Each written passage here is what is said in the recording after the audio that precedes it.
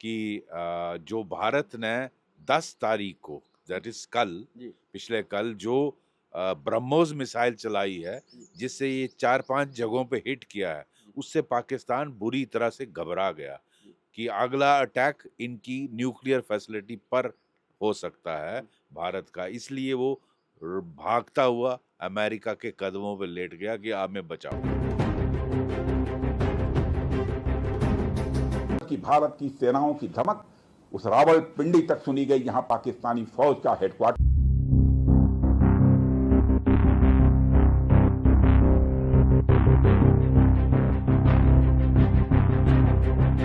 अब बहुत सारे ऐसी स्थितियां बनती हैं कि अल्टीमेटली जो लार्जर इंटरेस्ट है कंट्री का वो देखना पड़ता है, लोगों का लार्जर इंटरेस्ट देखना पड़ता है। शायद यही हमारे देश के लिए सही था। अ, देश सेंटिमेंट से नहीं चलता।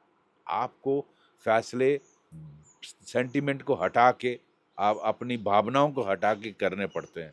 तो जिन लोगों ने फैसला करना है, मैं समझता हूँ बहुत काबिल लोग हैं जो ये फैसले कर रहे हैं कि जो भारत ने 10 तारीख को, दैट इज कल, जी, पिछले कल जो ब्रह्मोस मिसाइल चलाई है, जिससे ये 4-5 जगहों पे हिट किया है, उससे पाकिस्तान बुरी तरह से घबरा गया कि अगला अटैक इनकी न्यूक्लियर फैसिलिटी पर हो सकता है भारत का। इसलिए वो भागता हुआ अमेरिका के कदमों पे लेट गया कि आप हमें बचाओ।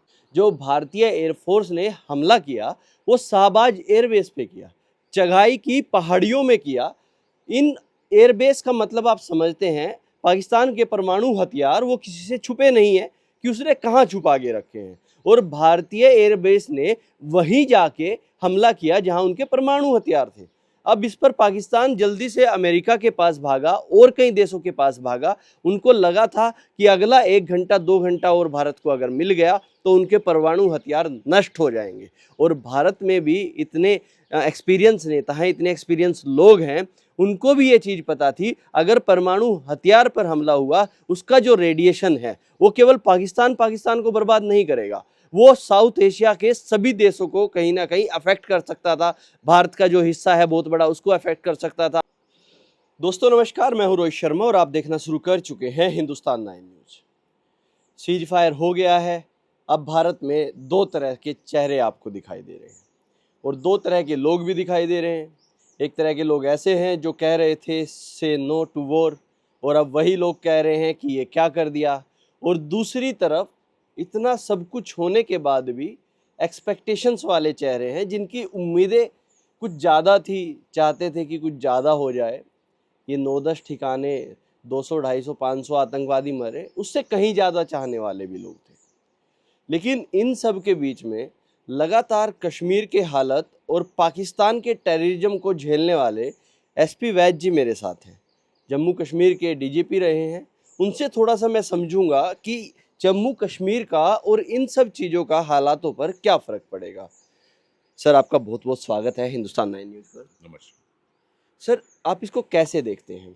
जिस तरह से भारत ने शुरुआत की, ऐसा लगा एकदम T20 पावर प्ले चला हो और कोई धाकड़ ओपनर आया हो, लगातार चौके छक्के मारे और पूरे देश ने जश्न मनाया। उसके बाद पाकिस्तान की कायराना हरकत सबने देखी, कैसे हमारे रेजिडेंशियल एरिया को, जहां हम बैठे यहाँ से कुछ ही किलोमीटर की दूरी पे जम्मू में, लोगों के घर पे ड्रोन या मिसाइल से अटैक किए गए।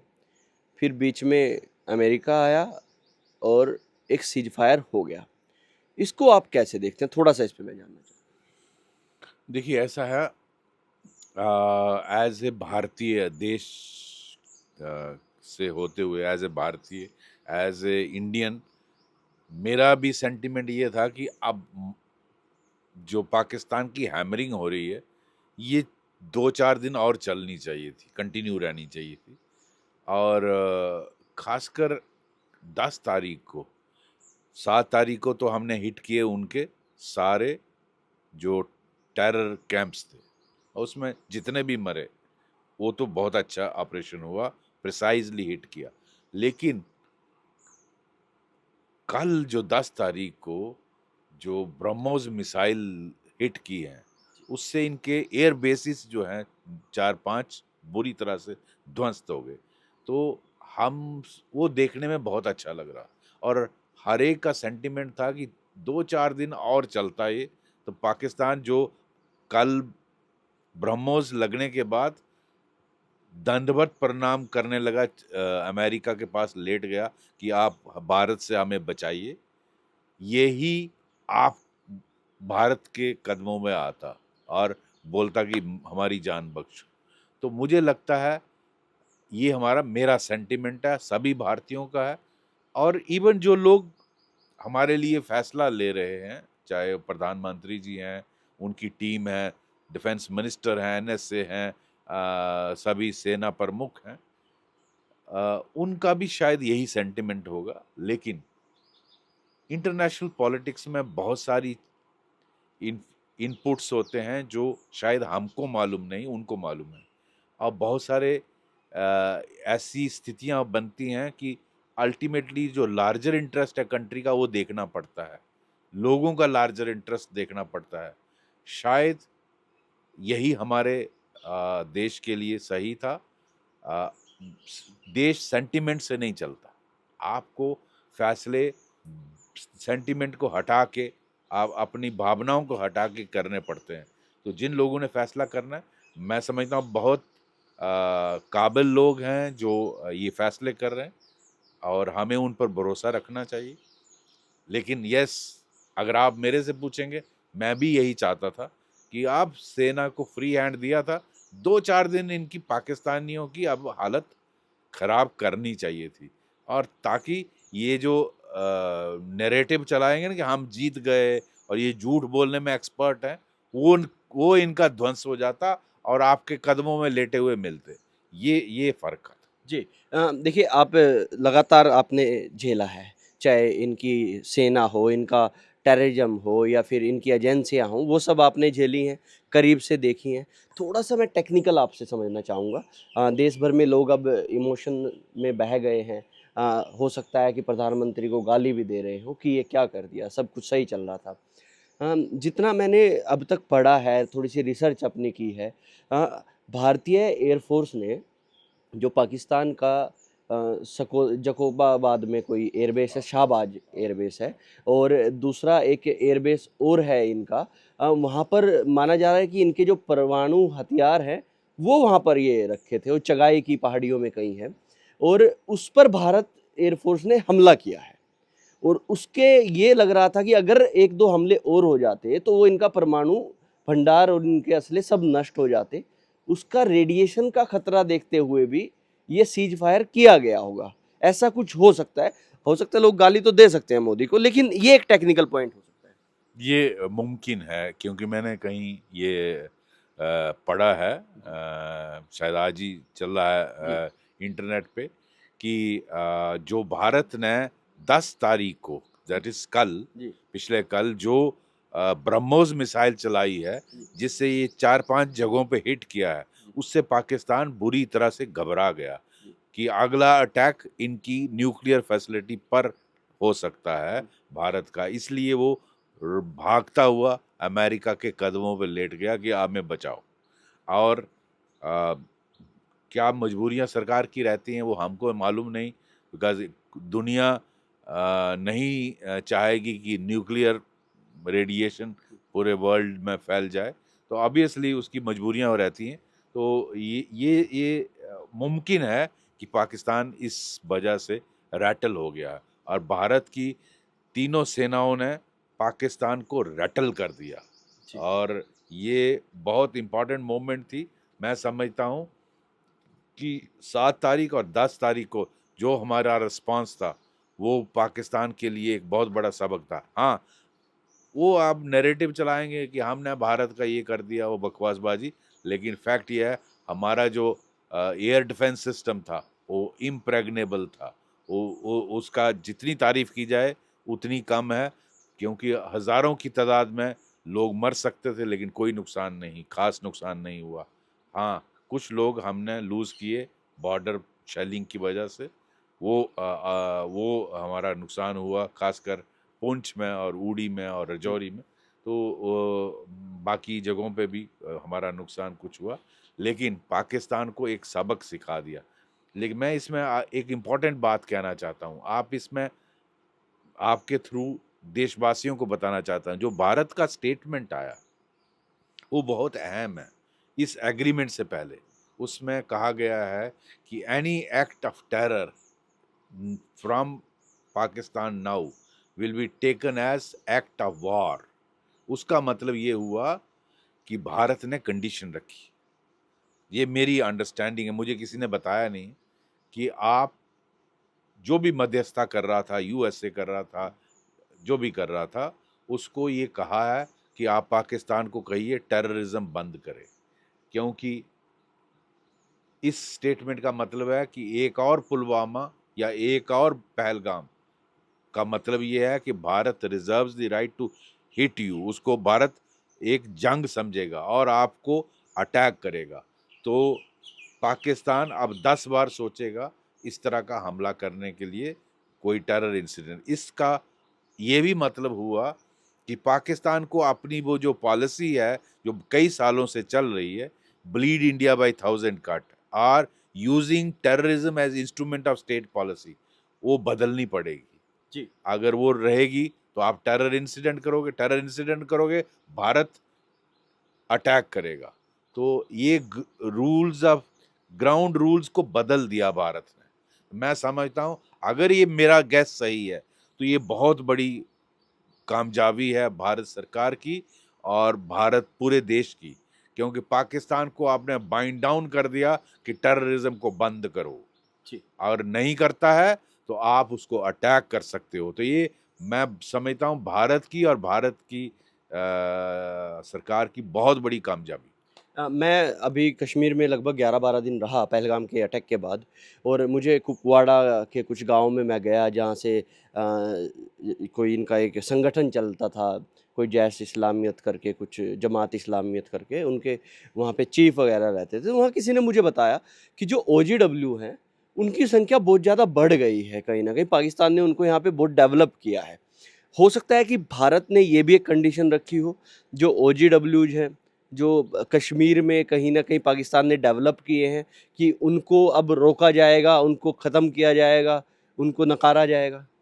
हो सकता है। देखिए, कंडीशन अगर पाकिस्तान को ये शिफ्ट करना पड़ेगा, ये अगर कंडीशन रखी है कि टेररिज्म को बंद करना है, तो आपको बहुत सारे कदम लेने पड़ेंगे पाकिस्तान को। और इस स्थिति में पाकिस्तान था कि वो उसने हर चीज़ भारत की कंडीशन मानी है, जो मेरा हुँ। मुझे किसी ने बताया नहीं, लेकिन मैं अपना गैस लगा रहा हूँ कि मुझे लगता है भारत की शर्तों पर ये एग्रीमेंट हुआ है। और अगर ये पाकिस्तान को इम्प्लीमेंट करना पड़ेगा तो उसको जो टेररिस्ट जम्मू कश्मीर में है ये वापस बुलाने पड़ेंगे, जो ट्रेनिंग कैंपों में है या जो टेरर कैंपों में है उनको क्लोज करना पड़ेगा। और ये जो पॉलिसी शिफ्ट है, जो उनके डिफेंस मिनिस्टर ख्वाजा आसिफ बोल रहे थे कि जो मदरसा के स्टूडेंट हैं वो हमारे सेकंड लाइन ऑफ डिफेंस हैं, ये पॉलिसी बदलनी पड़ेगी। और अगर ये पाकिस्तान पॉलिसी बदलता है तो बहुत सारी प्रॉब्लम्स ठीक हो जाएंगी, टेरर अपने आप में ख़त्म हो जाएगा। ऑटोमेटिकली ख़त्म हो जाएगा। अगर ये कंडीशन पाकिस्तान को दी गई है, मीडिएटर्स को दी गई है और पाकिस्तान ने माना है, और इसको आने वाले दिनों में पता चलेगा जब मीटिंग्स और होंगी, जो नेक्स्ट मीटिंग होनी है उसके आगे होनी है, उसमें ये डायलॉग कहाँ पहुँचता है। मुझे लगता है ये बहुत अहम शिफ्ट है पॉलिसी। मैं एक चीज़ और आपसे जानना चाहता हूँ कि जो भारत भर में लोग कश्मीर के बारे में जानते हैं, उनके लिए ये वर्ड बहुत बड़ा रहता है और नया रहता है, ओजीडब्ल्यू। ये ओजीडब्ल्यू आपने तो देखा होगा जब आपने काम किया कश्मीर में, ये किस तरह से काम करते हैं और कितना नुकसान ये भारत को और किस तरीके से पहुँचा पाते हैं? देखो, ओजीडब्ल्यू बहुत ही अहम रोल प्ले करते हैं टेररिज्म को चलाने में। ये फ़र्क यही है कि टेररिज्म कश्मीर में क्यों फलता फूलता है और ये लेट्स से कर्नाटका में, हरियाणा में क्यों नहीं होता, हुँ। पंजाब में क्यों नहीं होता, यूपी में क्यों नहीं होता। फ़र्क यही है क्योंकि वहाँ ओजीडब्ल्यू इतने नहीं हैं जो कश्मीर में है। और यहाँ पाकिस्तानी आज 90% टेररिस्ट पाकिस्तानी हैं। आज लोकल ग्रोन, होम ग्रोन बहुत कम है लड़के, रिक्रूटमेंट बहुत कम हो गई है। तो 90% अगर पाकिस्तानी हैं तो उनको कैसे मालूम कहाँ छुपना है, कहाँ रहना है, कहाँ उनको ट्रांसपोर्ट कहाँ ले जाना है, टारगेट क्या है, ये सारी मदद वो है जो लोग OGW करते हैं, जो नॉर्मल इंसान की तरह बन के रहते हैं। एक सवाल और मेरा इसमें है कि जो सामने से चीज़ें आई, कुछ लोगों ने कहा और कुछ रिपोर्ट्स भी ऐसी थी कि जो पहलगाम टेरर अटैक हुआ उसमें कुछ लोकल्स का बहुत बड़ा हाथ हो सकता है, उनके बिना इतना बड़ा अटैक नहीं हो सकता। आपने वो बड़गाम वाला एरिया आपने सारा देखा है, पूरा कश्मीर आपने देखा है, तो आपको कितना लगता है कि हाँ वहाँ से कुछ ऐसा हुआ होगा तब ये समझ। बिल्कुल, लोकल मदद के बगैर हो ही नहीं सकता। पाकिस्तानी को कैसे मालूम यहाँ टूरिस्ट बाइसारन वैली में होते हैं, और उसको उनको कैसे मालूम वहाँ आर्म्ड पुलिस पर्सनल नहीं है। ये सब रैकी करवाया गया, उनको दिखाया गया, उनको खाना दिया गया, उनको लाया गया, उनकी मदद की गई। ये बिना लोकल सपोर्ट के हो ही नहीं सकता। एक आखिरी सवाल फिर ख़त्म करते हैं। पाकिस्तान एक तरह से मैं कहूँगा, इस तरह के शब्द यूज़ नहीं करें, कुत्ते की दुम है जो सीधी नहीं हो पाएगी। दूसरा एक सांप है, सांप हो या फिर उसका बच्चा हो, दोनों इतने जहरीले होते हैं। से काटेगा। और अब समय था कि सांप बिल से बाहर था, उसके मुंह को पीटने का समय था, कहीं ना कहीं उसकी पूंछ पीटी गई है, वो दोबारा से वापस आएगा। एक फिल्म का डायलॉग भी है, उसमें कहते हैं जब अपने कमांडेंट से एक सीनियर सैनिक कहते हैं कि जब जीत जाओ तो ज़्यादा एक्साइटेड मत हो जाना, ये पाकिस्तानी है, ये वापस जरूर आएगा। तो इस सीज फायर के बाद कितना लगता है पाकिस्तानी मान जाएंगे? मुझे तो भरोसा नहीं इन पर। मैंने 35 साल झेला इनको। इन पाकिस्तान फौज, पाकिस्तान ISI को ट्रस्ट नहीं कर सकते। ये आपको काटेंगे, और मुझे नहीं लगता ये सीज फायर कितनी देर चलेगा, क्योंकि इनकी बातों पर भरोसा नहीं कर सकते। वो जो सिख गुरुओं ने कहा है कि आप तेल में हाथ डाल के तिल में डालोगे, जितने तिल लगे उतनी बार भी बोले तो इनको विश्वास नहीं करना। पाकिस्तानी जनरलों का वही हाल है। पाकिस्तानी जनरल जो हैं और ISI वैसे ही लोग हैं जो उनकी उनकी एग्जिस्टेंस ही आपसे नफरत के, और उस नफरत को वो अपने लोगों में फैलाते हैं, जिसका नतीजा ये सारा टेररिज्म। धर्म के नाम पे नए बच्चों का यूज करते हैं, कश्मीरियों का यूज करते हैं। देखो, अपने उन्होंने ड्यूल सिटीजनशिप रखी है। सारे फौजी जो हैं पाकिस्तान में कोई नहीं रहता, इनके जनरल जितने हैं फॉरेन में सेटल होते हैं, उनके बच्चे IB लीग कॉलेजों में पढ़ते हैं, सबके कनाडा, UK, USA और दुबई में मकान है। लेकिन गरीब पाकिस्तानियों के लिए जिहाद, उनको कैनन फॉडर की तरह यूज़ करते हैं। इनको कोई हमदर्दी नहीं है कश्मीरियों के साथ, इनको कोई हमदर्दी नहीं है पाकिस्तानियों के साथ, आम लोगों से। इनको सिर्फ डॉलर से हमदर्द। जी, आपका बहुत बहुत धन्यवाद। देखिए, आज पूरा देश हो सकता है प्रधानमंत्री को कह रहा हो कि ये आपने किस तरह का डिसीजन लिया। हो सकता है लोगों को गुस्सा, उनके इमोशंस में आके प्रधानमंत्री को 4 गालियाँ भी दे रहे हो बैठ के, और ये हो भी रहा होगा, नॉर्मल सी बात है। लेकिन इसके पीछे का एक टेक्निकल पहलू मैं आपको बता देता हूँ।